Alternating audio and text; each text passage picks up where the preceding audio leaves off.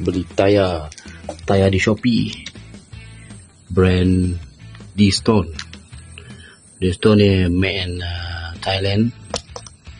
So aku beli tayar ni dekat Shopee seller ni daripada Sibu, Sarawak. So bagi orang-orang Sarawak yang nak cari tayar baru pelbagai jenis, saiz, dan saiz kereta aku lah tayar 205 45 Z R16.